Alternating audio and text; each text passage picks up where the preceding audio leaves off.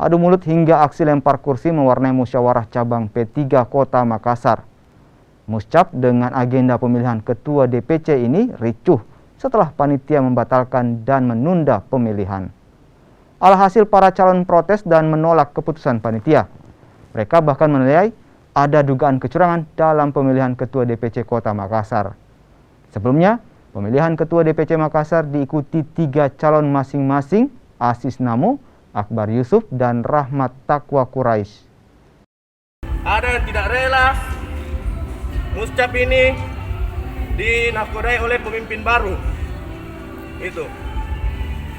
Kami sudah siap, tapi ada yang menyembunyikan sekretaris dan beberapa ketua PAC. Kami meminta kepada DPP dan DPW untuk menginvestigasi ini. Dan kemudian ada pemalsuan SK. Ini segera diinvestigasi karena ini membuat citra buruk untuk partai. Jadi kami sangat menyesalkan apa yang dilakukan teman-teman panitia, OC dan SC dan DPC P3 Kota Makassar dalam hal ini. Begini, tadi kita rapat antara DPW dengan DPC dengan ketua panitia.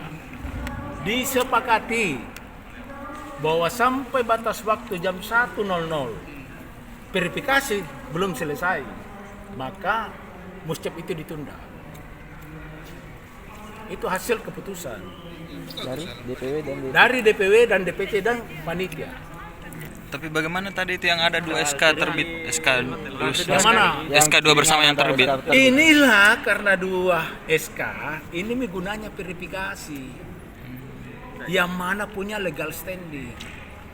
Semua ada mekanisme dan aturan yang mengatur. Kau bisa bayangkan kalau 2 SK, siapa yang mau diakui? Mau lihat berkelahi.